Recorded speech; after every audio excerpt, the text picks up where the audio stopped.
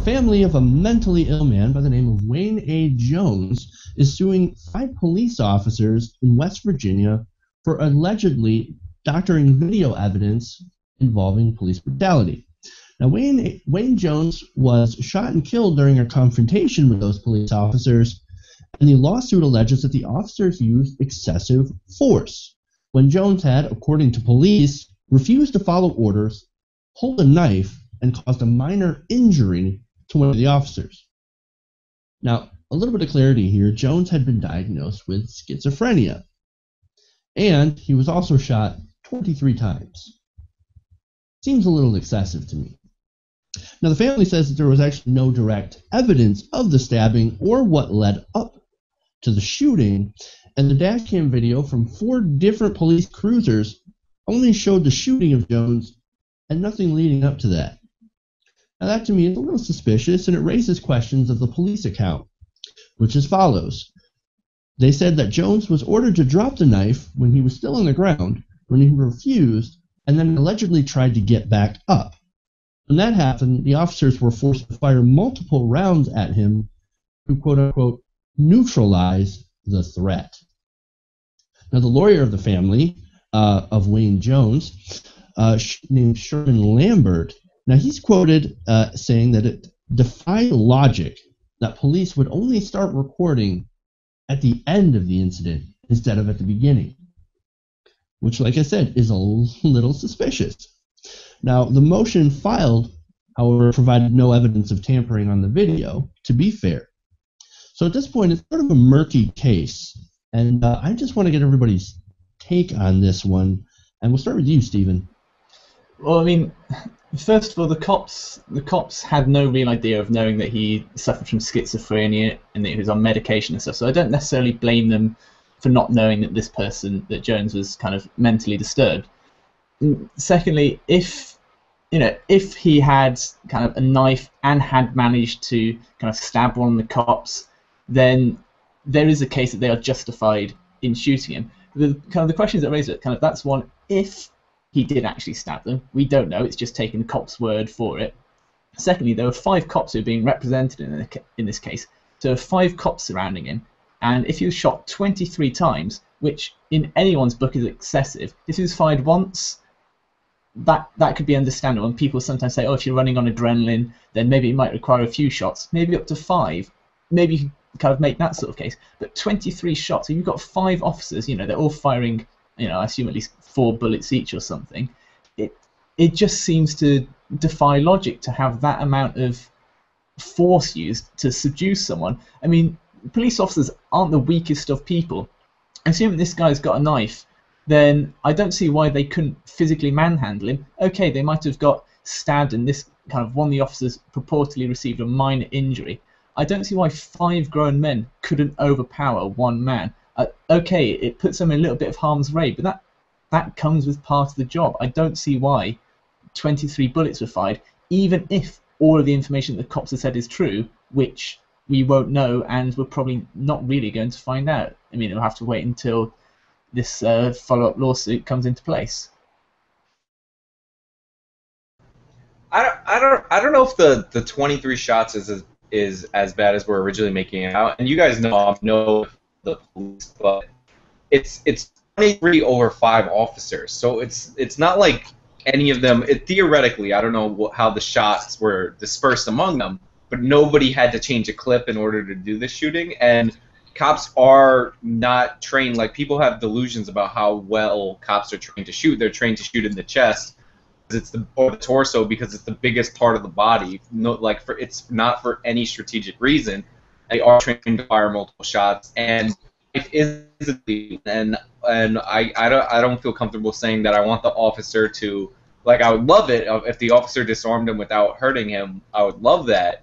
But I don't know if I feel comfortable saying, hey, you have to disarm somebody with a knife. It is a deadly weapon, and you could injure or kill an officer with that. That being said, the issue of this particular case is that 4 separate squad cars, if I heard Jeff right, all had the same dash cam malfunction at the same time, which means that some taxpayers are wasting a bunch of money on dash cams, or police are lying or potentially trying to corrupt something. So I think that's the main focus of this. Are like blatantly making stuff up. Like I don't believe that all 4 cams just malfunction at the same time. I think another focus of the story is the fact that, you know, police officers aren't trained to handle people with mental illnesses, which is we've been seeing several stories about people who are mentally deranged or ill being gunned down or treated as if they are some of the worst criminals, you know, coming to mind. And you can see signals that somebody is mentally deranged, and there are ways to come in contact with them. So NYPD has a very sordid history of just not giving a fuck about how they handle their perps or how they handle, you know, de-escalating a situation. And I think overall it's really important for cops to learn how to handle mentally ill people instead of just going straight to, okay, well, this person has a knife, so damn the torpedoes full speed ahead, let's just shoot them up and that'll stop them. I think that's a really good point, but I think also I think I have to kind of pop the American bubble that probably many of the viewers will have here. That if this has happened in the UK or pretty much any other westernized nation, that even if it wasn't a mentally disturbed man, if anyone had been shot 23 times by 5 police officers, that'd be a huge news story. There'd be outrage, there'd be investigations, there'd be inquiries. But in America, it's just, oh, well, this sort of thing happens. Like, people need to realize that anywhere else in the world, this is an incredibly shocking story, but in America, it's just, oh, well, so be it. This is the average day in America. It should be amazing to absolutely everyone, but sadly it isn't. Well, I mean, right. This is the NYPD who shot a perp, you know, 40 some odd times. So 23 shots is progress if you consider the NYPD. I think this story is the West Virginia. This is the West Virginia story, like, but not the NYPD, but the like I get what Steven is saying. Like, there's like a crazy survey of Germany that they fired something ridiculous, like 100 and something shots, and 68 of them were like warning shots. So like, yeah, the officers do go to their guns more than usual. But I'm just saying, in the context of America, like, them not reloading is a positive sign. I know that's like a thing of how far we've come and all that, but I would have preferred a warning shot, obviously. And no, we do stories where they know the person's mentally ill and they still don't take that into account, and I think that's far worse. Like, we have no information that they knew that, but this is, like, again, this is about them potentially altering a video, which is like contrary to all things policing. Like, you're altering evidence.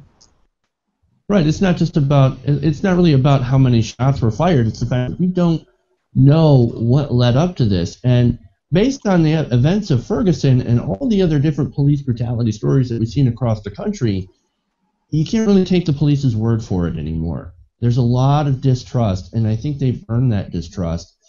And so the spotlight seems to get pointed on stories just like this, where somehow four different police cruisers somehow have the same camera, quote-unquote, malfunction, or they all started recording at the same time.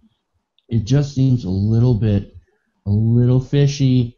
Something's not right here, and I know there's no proof of any kind of editing of the video, but with the lack of trust in the police these days, and the fact that they have gone to lengths to cover things up, to do cover-your-ass operations, it doesn't seem too far-fetched. And that's really the problem. It doesn't seem too far-fetched, but it's a systematic problem. You'll see these type of actions when you have a department or several departments that don't hold bad behavior accountable. Usually the department will do an internal investigation, and out of everything that will possibly happen with the situation, they'll come out saying that they don't see anything wrong. They'll probably back these officers up saying that they followed the book and followed what they learned in basic training. So it's systematic. So it's something that it's not just a couple bad apples. It's just the system has made it so that they don't really care. They know that they can turn off these cameras, and nobody's really going to do anything to them but sit them on a desk for 15 minutes until everything dies down.